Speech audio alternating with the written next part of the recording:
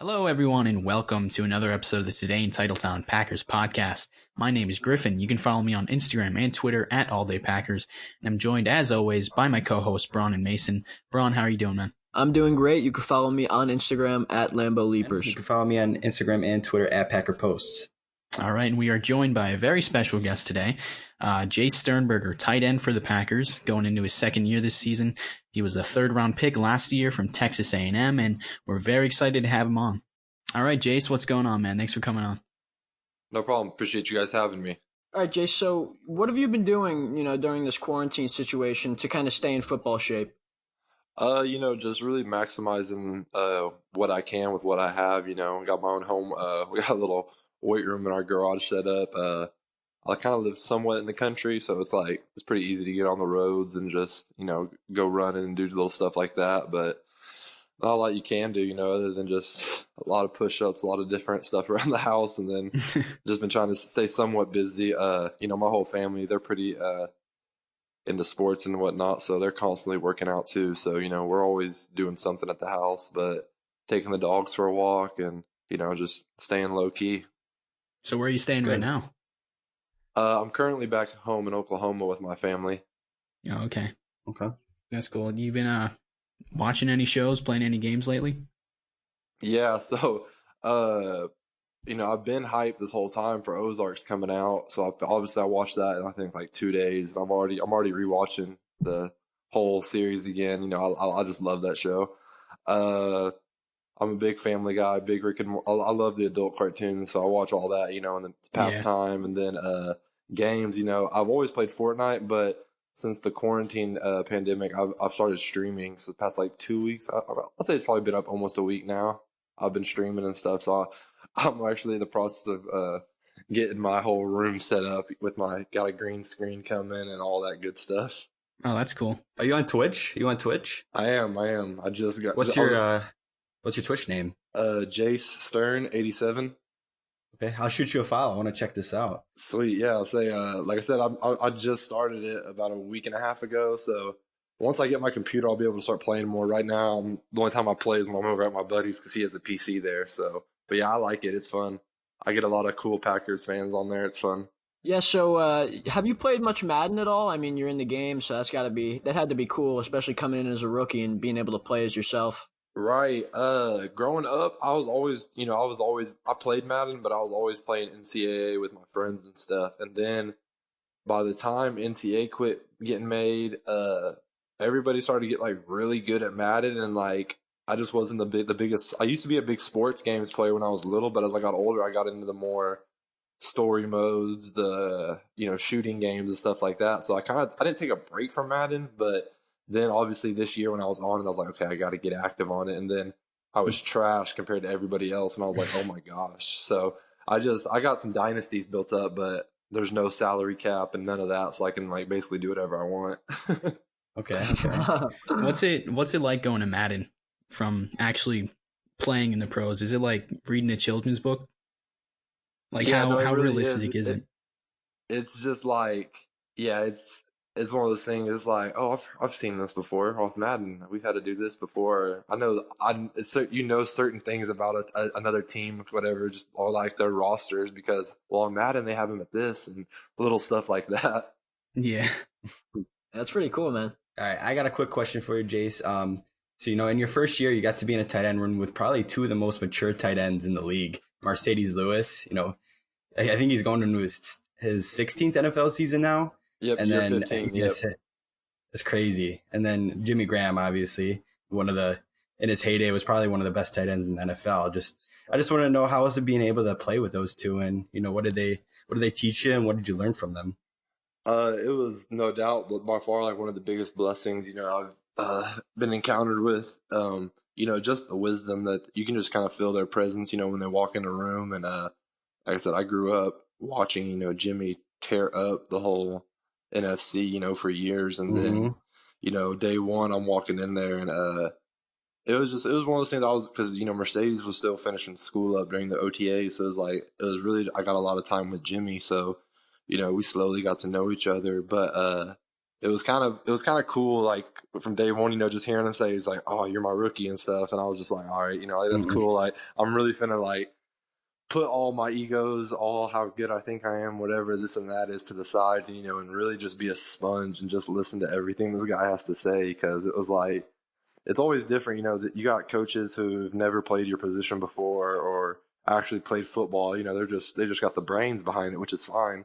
But it's always different when someone's coaching you or giving you tips and they've done what you want to do and done it to the best out of anybody. So it's like anytime Jimmy was speaking, it was like, dude, like, this is a once in a lifetime opportunity. I really got to capitalize with this. And same way with Mercedes, when he came in here, just his leadership and the way he, handles younger players and the way he literally manhandles everybody on the field. It's just, very respected. And, I just really, really was fortunate to be under those two this year. Yeah, so, as the roster stands right now, it looks like you're the number one option at tight end. I mean, do you think you're ready for that kind of role coming into your second year? I mean, most definitely. I mean, like I said, I left school early for a reason. Obviously I want to contribute to the team, but, I think that's one thing as a group, this whole tight ends, including, like I said, me and Tanya, and we talk almost every other day about it, but it's just like, we just feel like we're not getting really the respect we deserve around the league, from based on what we put on film with when our opportunities happen. It's more of a personal thing for both of us. It's just like, we're really ready to prove everybody that, we could have been playing last year. Jimmy he was starter, and he had to do what he had to do what he had to do. But it wasn't a knock against us that we weren't ready for it, because, like I said, at the end of the day, it's still playing football. Whenever you start making more of what it is, then that's when all these other problems start happening. So me coming into this year, at the end of the day, it's football. I'm gonna practice just like I practice every day, play hard, and then however it plays out, that's how it plays out. But I'm most definitely ready for it. What are Definitely. some specific aspects of your game you're looking to improve this offseason to take your game to the next level? I'd say not definitely like my releases, not coming out of a stance though, like either being a 2-point or, we run so many different things in our offense where our tight ends can be, the outside receiver, or we're the third receiver inside. So, just having more of a plan and not just being strictly a tight end who can, comes off the line, but also getting past that second level. The first level is always where it gets a little congested, and then by the time people get to the second level, they want to panic and they don't have time. They don't keep their technique, and they're just trying to hurry and get open, before quarterback gets sacked. But my thing is I'm really trying to instill patience in my route running, really understanding the concepts. And that goes back to just learning the plays better and understanding football better as a whole, really learning these concepts. And, so the timing, when Aaron's looking for you, so you can really run that route how you want to run it and not rush it. And then you watch it on film and you're like, damn, if I would have ran that route, we would have been wide open, Right. So, Jace, talk a little bit about your draft process from last year. Obviously, the draft's coming up in a couple of weeks, and what was the situation with the Packers early on? Were they interested in you right away? Actually, I would say I don't know if I should say interested. I would definitely say intrigued. They were one of my first formal meetings, and then throughout the day we have the informals in the train station, and I met with Coach Alton every day during that. So I was like, they either really have a lot of questions about me, or they really, they're interested in me. And then, I thought all of our visits and meetings went well. And then from there, they were my first 30 for 30 visit. And so, once I got there and got to meet the coaches more, because you only get to meet them in the combine for about 15 minutes. And so when I went on my visit, I really got to sit down with them, got to learn about them, if they have families, what's important to them, this and that. And so when I was doing that, I just had a really good feeling about Green Bay. Something like, okay, I can actually see myself here. Like, this is a city I could live in. Like, kind of reminds me of back home, small town, blue collar. And so, and then come draft day, like I knew, like everybody says stuff, but they told me that, like, if you're available when we're up to pick, like we're gonna take you. Like, you're my favorite tight end in this class, as what me and Coach Alton talked about, and then. So I had a couple of teams ideally who I thought, were interested, but then when Green Bay was coming up, it was one of those things I was, had my fingers crossed. Right. So how did you find out that the Packers drafted you? I'm assuming a phone call. Who called you? Yeah, And what did they say? yeah.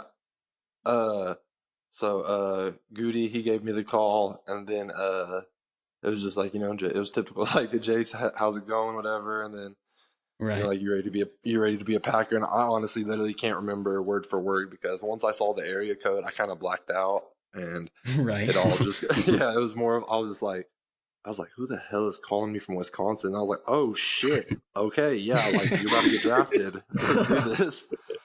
And then it's funny because so we actually, my parents moved down the street, and my two little brothers, they moved to a bigger house down the street the year I left for JUCO. So, like, I never really got to enjoy this house, right? And so parents fixed this. We have this pretty nice house. Everything's, all dad's done all this different yard work stuff to make it, just look really, place you can go hang out and relax. And so we throw this huge draft party, and huge in meanings of Kingfisher, Oklahoma, huge. So, like, my town's 5,000 people. So we literally had probably about 150 to 250 people at my house. And a lot of it was my family, but, just other friends, people I grew up with, this and that. We're all having a good time. And I think the draft started at like 7 that night. And so I didn't get picked till like 9:15. Well, that's 2 hours of socialing. So there was, where my parents made the mistakes is they had all of our alcohol and all the other drinks were in our garage, just like, normal people. Like, you'd go outside, get a drink, then you go back into the patio, all that. Well, come 9:30, everybody started migrating just towards the garage, not even thinking, but they were playing games in there, and, it was just one thing after another.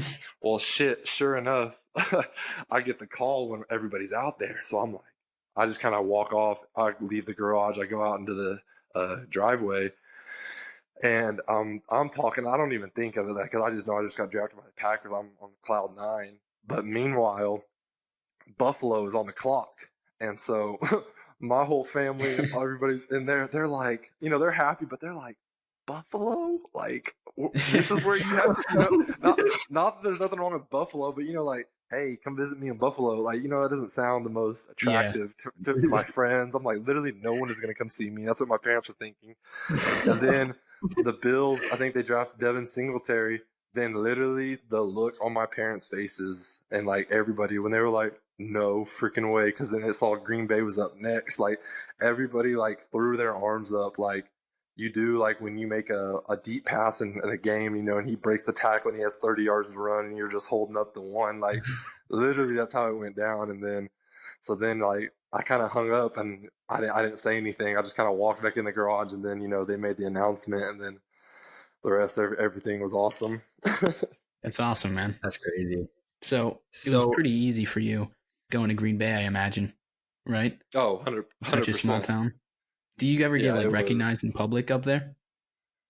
I definitely do, but I wouldn't necessarily say it's because like I'm me. Like, granted, I'm in Wisconsin. I'm 6'4". Like I kind of like, obviously I kind of like stand out just size wise. So it's not like hey, that's Jace. Like, we have our helmets on, and I really hadn't made a noise yet where people can just recognize me through my face mask yet. So, but there people would put 2 and 2 together. And I mean, in Green Bay, I would go to the same places to eat and like the same gas station and stuff. So it's like I just, became friends with the locals and stuff. Then they knew who I was. And then, once I started playing more, then I definitely started getting some more recognition, but nothing like I do when I'm back home in Texas. So when you finally did make it to Green Bay and, got to the facility and met everybody, who was like your first friend on the team? First friend on the team. So I wouldn't just say a friend. I would more say like companions, but it was really everybody in that rookie draft class, because as soon as rookies get to OTA, like we do the stuff with the vets, but then the vets get to go home at noon, and then the rookies are there till 5. We have more meetings, more. So, what I'm saying? Like, it's like you're going to school again with all these prospects, all the draft picks, and then all of the undrafted free agents.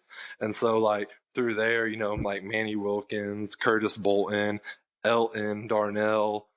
Like, me and Elton, I got close with Elton, but I wouldn't say I got close with everybody, because it was like, when you're forced to be with those dudes for that long of a day, and like we're getting, they had to bring in all these different speakers, and we're learning about each other's families. So it was like, as a whole, it was really when I got there, the rookies, we just stuck together, and then started branching off. And everybody in Green Bay, so like there's some like the vets, they're not assholes, like they're all friendly and stuff. So it was like it was easy to make friends. Yeah. So Jace, you picked the number 87, or was that given to you? I picked it, but my choices were very slim. It was 87 or 86, and the first thing I hear is 87. I'm like, Travis Kelce. I got to keep the tradition going. Like, Gronk, Yeah, Travis yeah. Kelce. Like, it is what it is. Yeah. So did you realize that Jordy Nelson was the guy who wore it before you? No. Well, I mean, obviously I knew he wore it and stuff. Like, I watched football, and like Jordy Nelson's a stud. But it was one of those things. I was like, damn, did he just be there, or has he been in Oakland for a couple of years? Like, it wasn't one of those things where I was like, oh, I got to take Jordy's number and live, make people forget about him. But then I soonly realized about 20 minutes after I posted in my bio that I was number 87, I started getting just messages and comments, and I was like, oh my gosh. I'm like, they have no idea Yep. that I literally picked this number at 10 o'clock at night after I'd been at my draft party for 3.5 hours. Like, it wasn't it wasn't one of those, like, I put a lot of thought in. It's like, I'm gotta live up to Jordy's legacy and I'm gonna take his number, and no, it was none of that. Yeah, that's pretty cool though. I mean, that's got to be crazy to pick that number and then have all these fans in your comments and stuff. But yeah, definitely your goal is to try to live up to it and just kind of fill his shoes at least.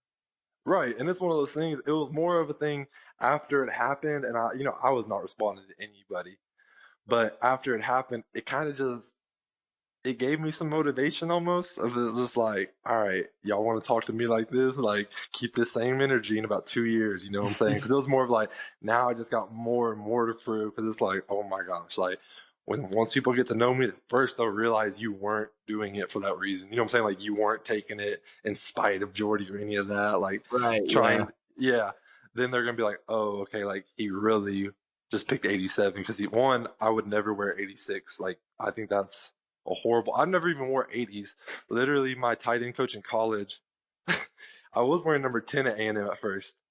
True story. He comes up to me and he was like, 10 makes you look more like a receiver. He said, you should wear an 80s number. And like, everybody already gave me crap, like the coaches and stuff, because they said I was Coach Brewster, my tight ends coach. I was his whipping boy. Like, I always was the one made example. He was super hard on me. Like, that's just always been me though, growing up. Like, I'm always the one who gets to, the coaches are hard on me to make an example, because it's like, oh, we know you can take it. I'm just like, yeah, like, I'm glad I signed up for this. Like, this is great. But anyway, he made me, he was like, yeah, you should change your number. And then I changed it to 81 and then started balling at A&M. So I was like, well, you got to wear 80s in the league anyway. So I'd never even worn 80s numbers in the league to go with. And so, but then I was like, all right, Travis Kelce, and then make 87 look cool. I really wanted to wear 88, but that wasn't available at the time. Yeah. Right. So Matt LaFleur was in his first year last year, and to me, we only get to watch his press conferences and things, and he seems like, really laid back, really chill. Does he ever like get on your guys' asses a lot? Is he a screamer in the meeting rooms? Nah, he's not a screamer, but he can get on your ass. I mean, yeah. I mean, for me, Yeah. most part, I mean, it's different. Like, I'm not trying to speak for him or speak for any of our other players, but like, I honestly don't even know how old Coach LaFleur is, but like, it's different, like when there's guys in the league who are somewhat close to his age. So like, he has to talk to those guys in a different way, but like, and coach them in a different way. Cause it's like, me and Aaron, we're not on the same level of coaching. Like, he doesn't need as much as I do, this vice versa. So like, and then me being in the situation I was in, what I mean by that is being a rookie, being a tight end, someone who's supposed to be contributing to the offense, he was definitely on my case 24/7. So that's why I laughed when you said if he ever got on our asses, 100%. Like, like I actually talked to him today. Okay. Oh. That's interesting, man. But it's all good. But it's all good vibes. It's like, of course. It's nothing bad. I would be worried if he wasn't, on my case. Mm-hmm. Yeah, definitely. So, Jace, about Aaron, what's your communication like with him? On a weekly basis, especially during the season. It's more of a I speak when spoken to. Not that those are the rules, but just because Aaron's so funny and is always playing jokes and messing with us, and it's like I'm just like, oh, please don't call on me today. Please don't make me do something. Please don't make me tell a joke in front of the team. Like, please don't ask me something that you like. He'll literally ask me questions or do something to not just me, but to anybody from he'll say something that was in their offense, 4 years ago, and he'll like, what the hell? Like, how did you not, like, what, you didn't get that right, whatever. And then it's like, I'm like, geez, I suck. Like, what am I doing? Why did I do this? And then Devontae's like, dude, we haven't ran this in 4 years. Like, you're good. But it's stuff like that. Like, he just is always keeping me on my toes anyway. So it's like, and it was one of those things where Aaron's not, and the same way with Big Dog is like, those are two of the best at what they do. It's like, they're not just going to be chatty Cathy to some arrogant kid who just got drafted, left school early. Like, you have to not earn their presence, but to really start having those conversations, like, you have to prove to them that you want to be here. And you take this serious as they do. But so me and Aaron definitely have had a different relationship where it was more of like, I was just learning from him 24/7 because it was like, he's been doing his offense for 14 years and I've been doing it for 4 weeks. So it was a different thing, It wasn't more of like, hey, what are you doing tomorrow? How's the fam? There was never none of that. But not that it can't be. I'm not saying that by any means. It was just I had a lot to learn this year. Right. Yeah, that's awesome. Yeah, we've seen that from Aaron. He kind of, to us at least, it seems like he develops relationships with his guys as they prove themselves on the field.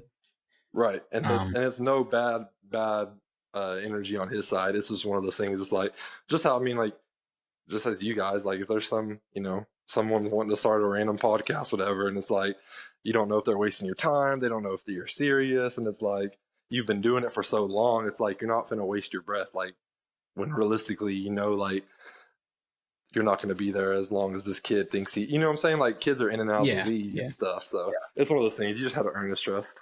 Yeah. All right, man. That was good stuff. Thanks for coming on, man. No problem. Thanks for having me. Thanks, Jace. No problem. Yeah, appreciate it, Jace. No problem. Take it easy, bro. All right, and that was our conversation with Jace Sternberger. Thanks to Jace for coming on the show.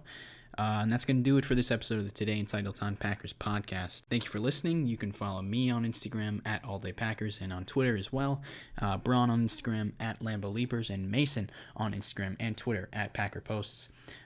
We'll be back within the next week, hopefully, with a wide receiver prospects ranking, and we'll probably do another episode after that, just of a general draft overview. So be on the lookout for that, and make sure to subscribe on all platforms we're available on, Spotify, iTunes, and YouTube. And yeah, go Pack Go.